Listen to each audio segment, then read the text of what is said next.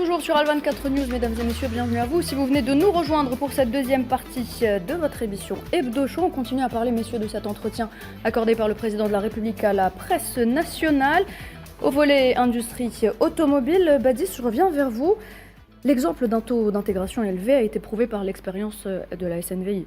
Tout à fait. Écoutez, je commencerai peut-être par cette maxime. Produire, c'est exister.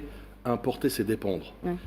L'Algérie a fait le choix, avec la vision du président de la République, à ne pas dépendre justement et d'être souveraine de son industrie, souveraine de cette triptyque, parce qu'on a parlé de souveraineté hydrique, souveraineté industrielle et je dirais souveraineté structurante, notamment en matière alimentaire, donc avec cette autosuffisance. Donc pour revenir effectivement à la success story de la SNVI, n'ayons pas honte de parler, de faire du storytelling. Parce que c'est une réussite à l'échelle internationale, la SNVI, industrielle. Et bien évidemment, on ne peut pas occulter non plus la réussite de notre valeureuse armée nationale populaire, l'industrie automobile en son sein, qui effectivement, avec sa rigueur et son engagement, a fait démentir plus d'un, en tout cas les mauvaises langues, et a su effectivement être au diapason de l'industrie automobile. Je rappelle les bus, les autocars, enfin l'industrie, l'équipement militaire notamment avec sa modernisation. Donc elle a été aussi un facteur prépondérant, notamment dans l'équation de la réindustrialisation souveraine, notamment de l'automobile.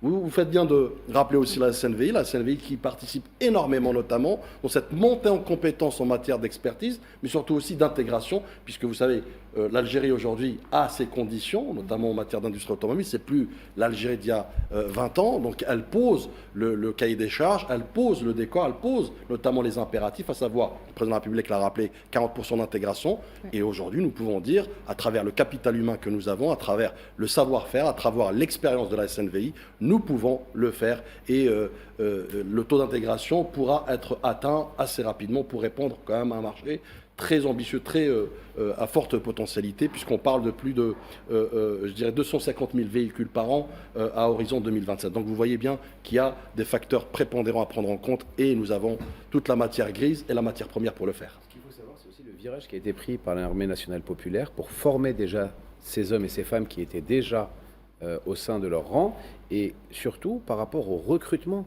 Combien de milliers d'emplois ont été créés justement et qui sont recrutés par l'armée pour satisfaire la production des différents bus, comme tu l'as dit, des différents camions, des différents 4x4.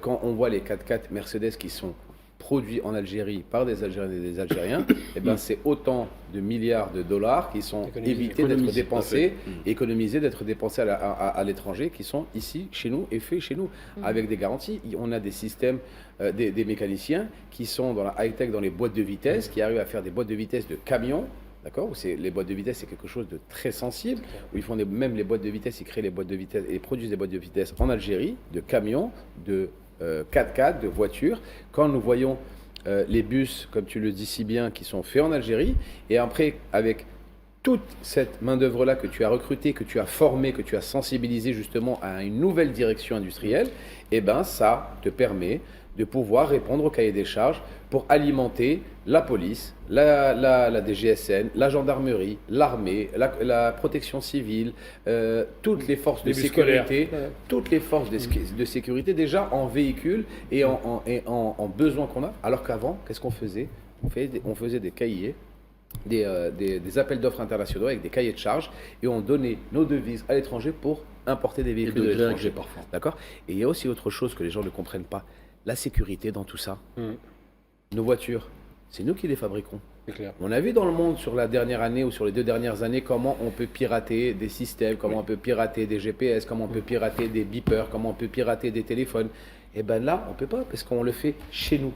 Et c'est des concitoyens à nous qui les produisent ici en Algérie. Donc, voilà. L'importance de maîtriser. C'est économique et c'est aussi sécuritaire. Sécuritaire de la nécessité de maîtriser les technologies, comme on voit à l'image, la dernière foire internationale d'Alger, le président Tebboune a visité plusieurs pavillons et on a vu qu'effectivement, comme le disait Madi, l'industrie militaire algérienne maintenant est une locomotive aussi. Elle accompagne, pour ne pas dire elle appuie aussi l'industrie dans le secteur civil, parce que maintenant l'armée est un agent, est un acteur économique dans le pays.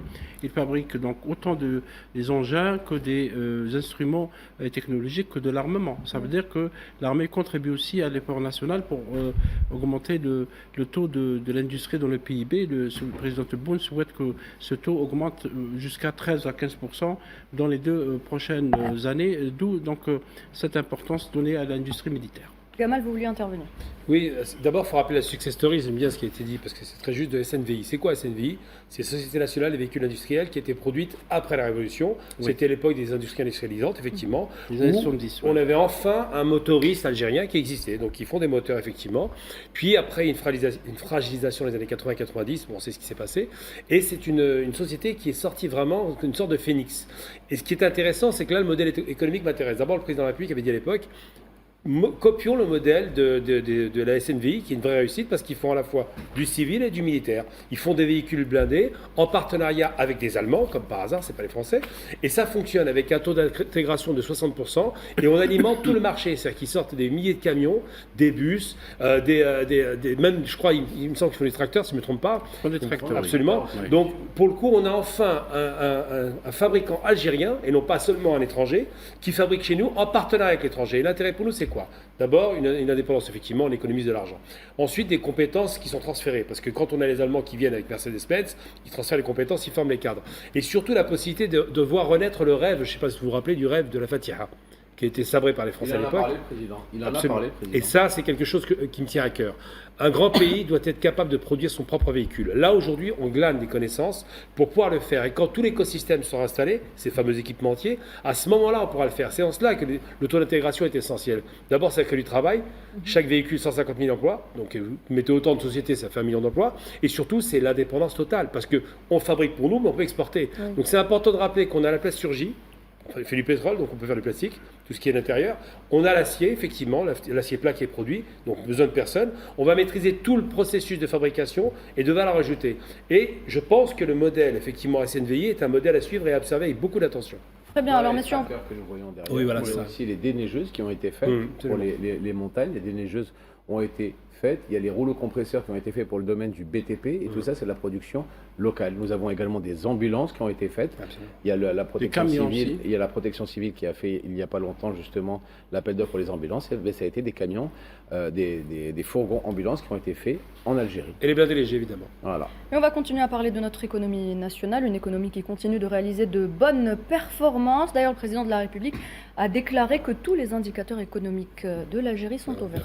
Absolument. Et le président Abdelmajid Tebboune voulait répondre à certaines critiques émises, bien sûr, à l'extérieur par rapport à une mauvaise lecture de dernier rapport du Fonds monétaire international. Et le président a expliqué qu'il y avait un langage des financiers qu'il fallait prendre en compte. Ça veut dire que tous les pays ont une dette intérieure, l'Algérie ne fait pas exception, et qu'aucun budget au monde n'est exécuté à 100%. Et le président a rappelé qu'il y a quand même des bonnes performances de l'économie algérienne. On parlait de l'industrie, on parlait de mécanique, on a parlé aussi de l'agriculture. Le taux d'inflation a été réduit de 50% depuis 2020, lorsque le président Abdelmajid Tebboune est arrivé au pouvoir en décembre 2020, et le 2019, le taux était de presque 10%, 9,5% de taux d'inflation, ce qui était très important.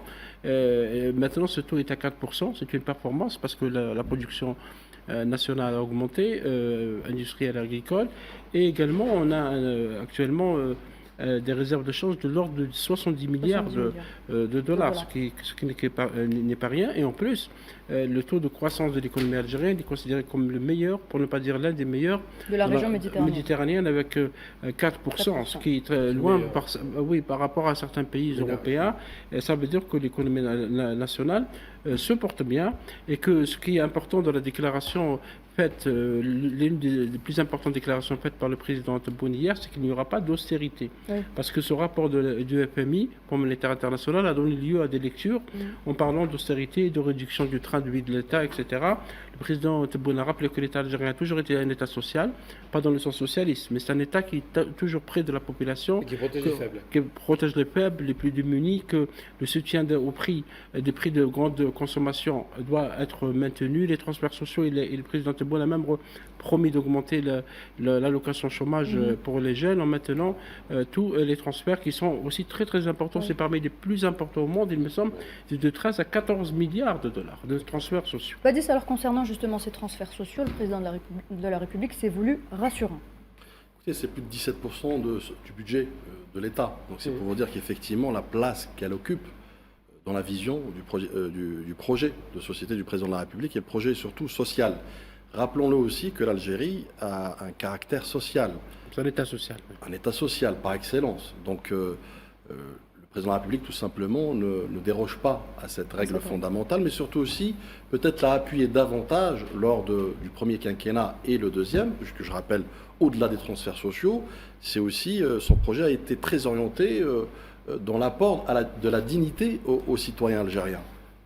Augmentation des salaires, des statuts. Consécutives, dont une fois pendant le Covid. Exactement. Oui. Et sans endettement, je rappelle. Dont une fois pendant le Covid. Il n'y a pas Tout à d'endettement fait. extérieur. Et tu fais bien de le rappeler parce que n'oublions pas que l'Algérie a traversé aussi cette période du Covid, ce cataclysme économique mondial, planétaire, dont certains pays ne se sont jamais relevés à ce jour. Aujourd'hui, d'ailleurs. Donc vous voyez bien qu'il y a une résilience économique bien pensée, malgré effectivement quelques obstacles qu'on a su relever, graduellement, dépasser.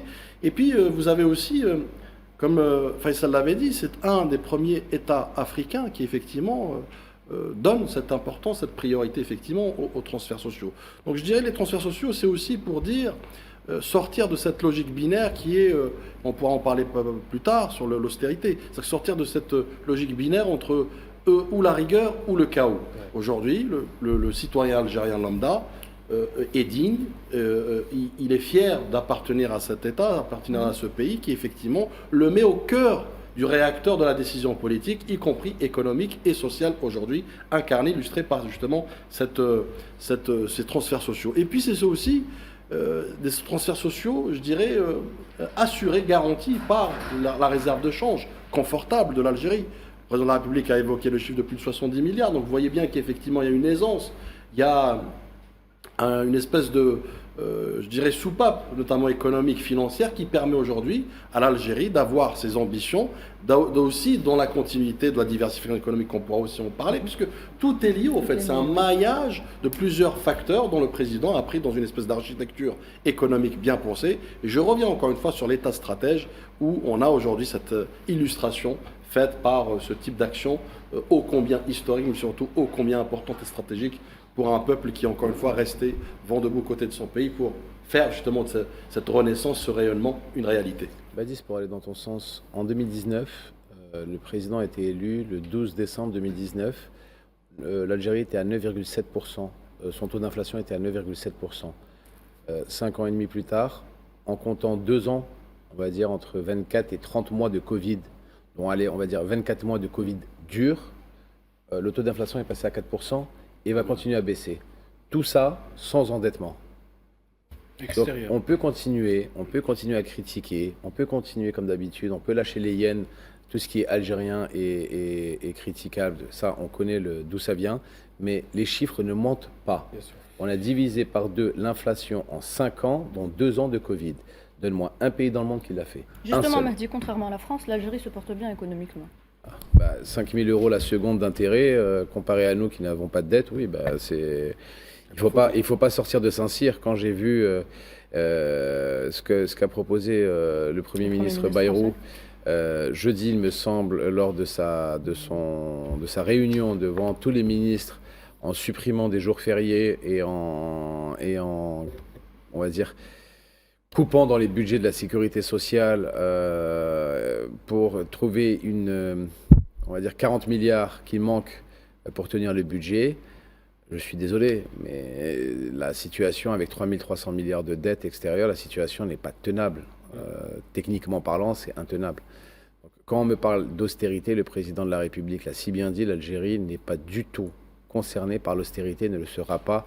Et on a un matelas confortable. Voilà. Et là, c'est là où tu vois que le président de la République parle également comme un bon père de famille. On a un matelas confortable, c'est-à-dire qu'on a des économies et on a de quoi voir l'avenir. On a de quoi faire face à l'avenir, quelle qu'elle soit. Et aussi, quelque chose qui est très important et que je souligne à chaque reprise, on essaye de sortir au maximum de la dépendance des hydrocarbures.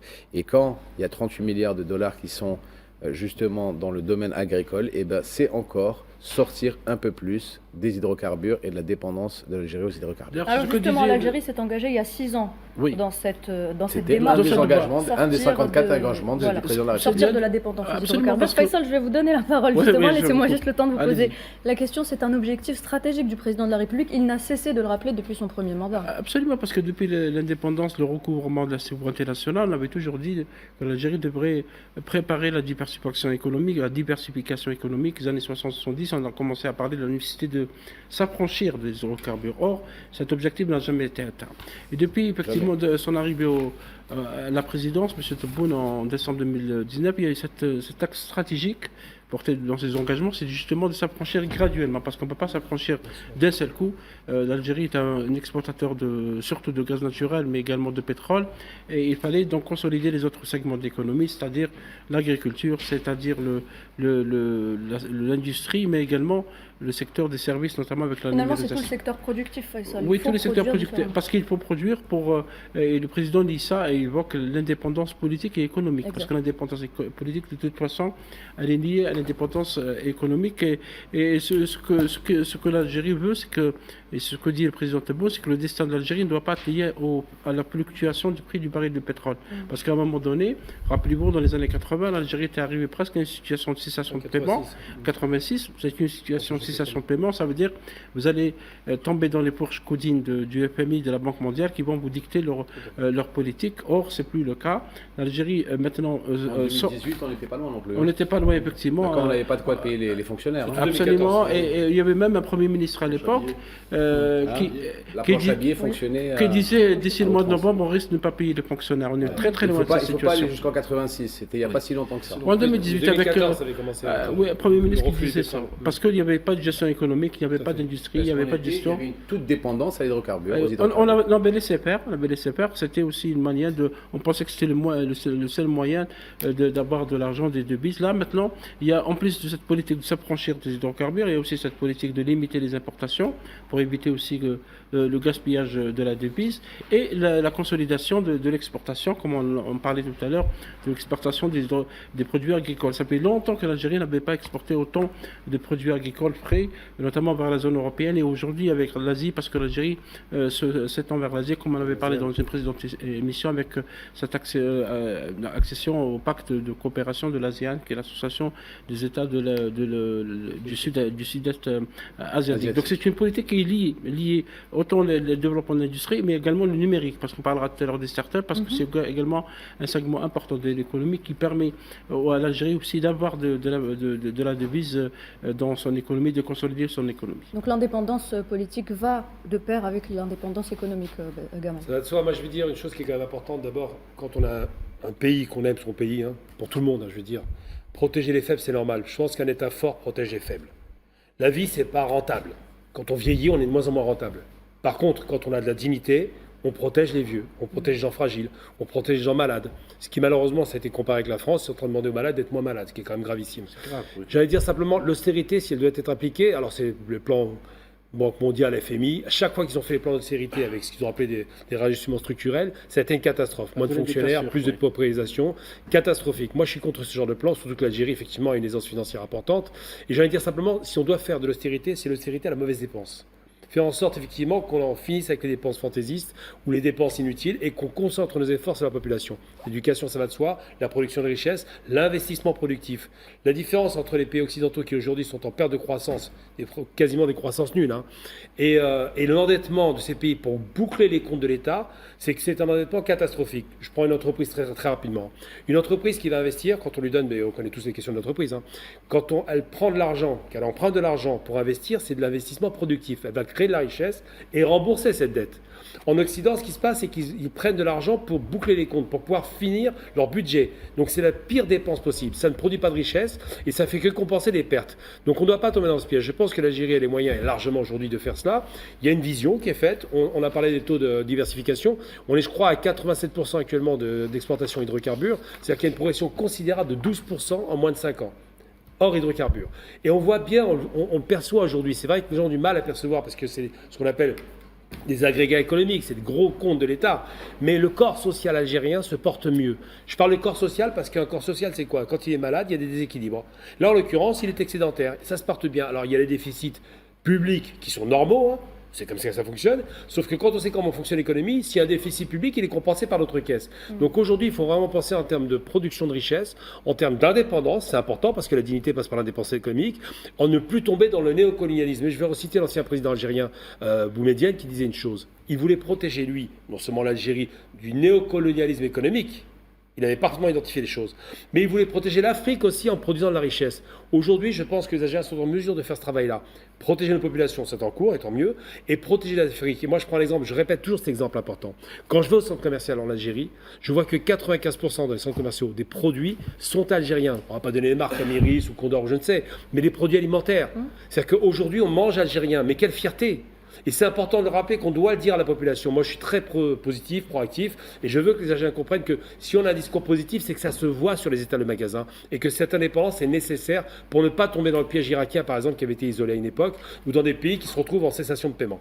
Très bien, merci Gamal. Alors, le président de la République, la question de l'économie informelle a également été posée au président de la République. Je me tourne vers vous, Badis. C'est un mal qui ronge notre société. Il l'a rongé depuis longtemps, mais le président de la République a parlé de solutions, à commencer par la codification de la micro-importation, l'une des premières étapes d'intégration de cette économie informelle.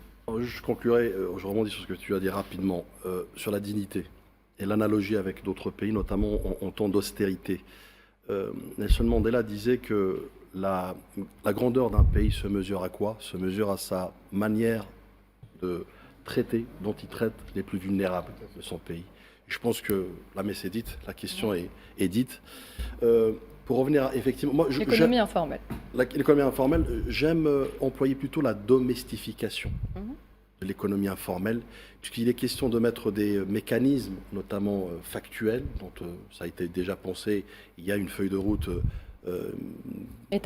très ambitieuse, mais très pragmatique, puisque là, vous savez, la domestification notamment de l'économie informelle ne doit pas, cesser l'initiative populaire. Puisque vous savez, rendre visible l'économie informelle, c'est rendre visible la richesse populaire. C'est très important. Puisque vous savez, elle a été chiffrée de quasiment 40% de l'économie nationale. Donc ces 40%, notamment, comme je le vois moi, à travers mon prisme, toute modestie gardée, c'est 40% notamment d'employés qui ne cotisent pas, qui ne sont pas protégés, qui en cas de pépin ne peuvent pas avoir la couverture sociale, en cas d'accident ne peuvent pas être payés. Donc vous voyez bien que au-delà de l'aspect purement économique, il y a un aspect humain. Avant toute chose. Donc c'est pour ça que j'aime dire la domestification, puisqu'il y a un gagnant-gagnant, il y a un rapport gagnant-gagnant. C'est-à-dire que intégrer, c'est plus de fiscalité, intégrer cette économie, c'est aussi doper notre économie avec, même en matière d'indicateurs, on est dans des rapports et des KPI et des indicateurs fiables notamment, donc plus de 40%, je ne sais pas si vous imaginez. Mais encore une fois, le président de la République est pragmatique, il a posé la problématique depuis quelques années, il y a des jalons qui ont été effectivement mis en place, et là je reviens un peu plus récemment, d'ailleurs on en avait parlé sur la micro-entreprise notamment des importateurs, un jalon pour moi important, un tournant stratégique pour justement intégrer ces jeunes qui souhaitent maintenir leurs activités. C'est pour ça que je parle vraiment d'initiative populaire et de richesse populaire, puisque c'est des richesses qui sont derrière économiques. Sauf que, dans un prisme révolu, dans une facilitation aussi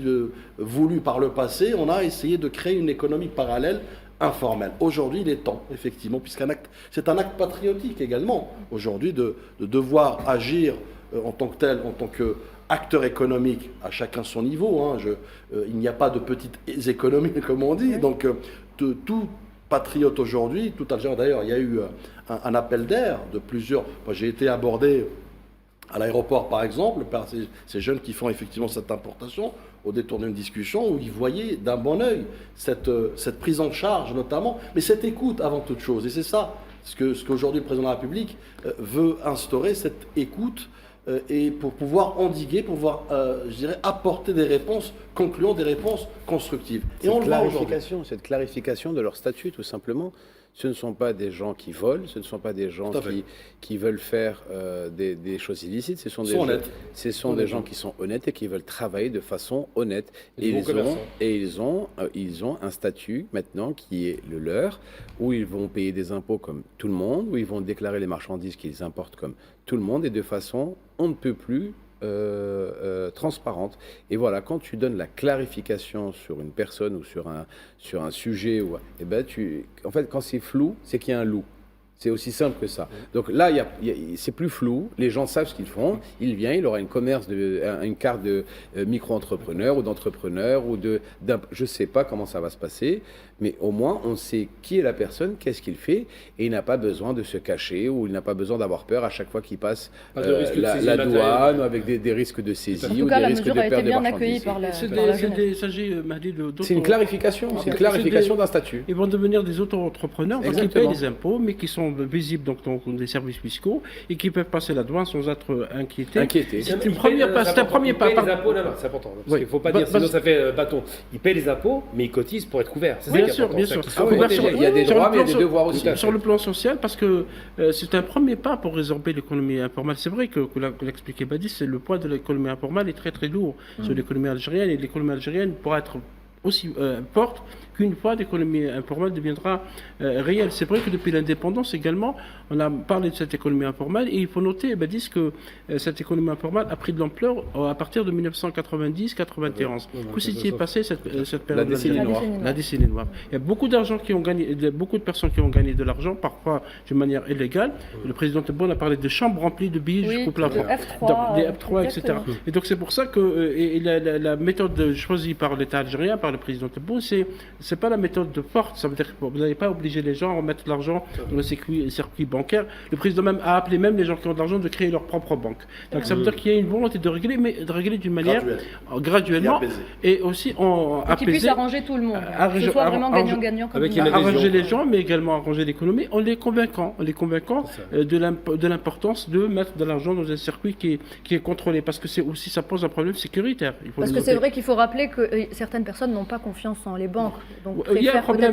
Il y a maintenant les guichets islamiques et les banques islamiques qui permettent de déposer l'argent, etc. Parce que je disais qu'il y avait un problème de sécurité, parce que quand il y a un argent qui échappe au contrôle des services de l'État, ça peut servir à acheter des armes, ça peut servir à acheter de la drogue, etc.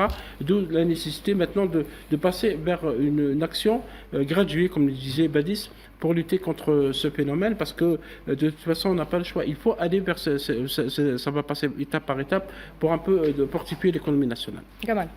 Moi, je dirais simplement que réguler, c'est intégrer l'économie nationale. Qu'est-ce que je veux dire par là simplement, c'est que si cette économie informelle qui est estimée à 40% intègre le PIB, ça donne le poids réel de la nation algérienne qui dépasserait les 300-400 milliards de dollars sans difficulté. Et surtout, c'est important de rappeler que ça valorise les gens. Avoir une carte, un statut social, un rang de commerçant ou je ne sais, ça donne vraiment le sentiment aux gens qui n'ont pas besoin d'avoir peur les gendarmes, ils sortent leur carte, ils sont sauvés, ils font leur commerce normalement, et il faut effectivement appeler de nos voeux ce genre de dispositif qui sera salvateur.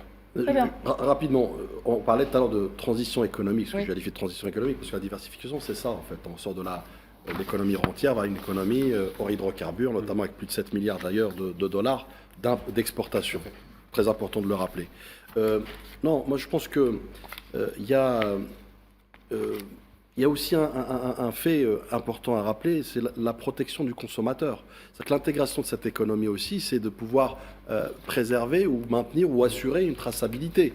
Je parle des commerçants par exemple, dans l'alimentaire, dans la restauration et autres, qui sont hors circuit. Donc vous voyez bien qu'il y a un apport phénoménal dans lequel, y compris le citoyen, le consommateur, se trouve gagnant. Et enfin, je conclurai là-dessus. Vous savez, l'indépendance ne s'achève pas à la levée des drapeaux. justement, elle commence, cette autonomie, elle commence effectivement avec une autonomie économique. Et je pense que le président de la République a voulu conjuguer aujourd'hui cette transition économique avec, je dirais, une inclusion économique, avec justement l'intégration de ces jeunes, de ces moins jeunes, de tous ces acteurs, opérateurs économiques dans lesquels aujourd'hui ils ont leur place dans l'équation économique algérienne. Très bien, merci messieurs. Alors on a fait le tour concernant le dossier économique. Mesdames et messieurs, dans quelques instants, on revient pour parler politique internationale.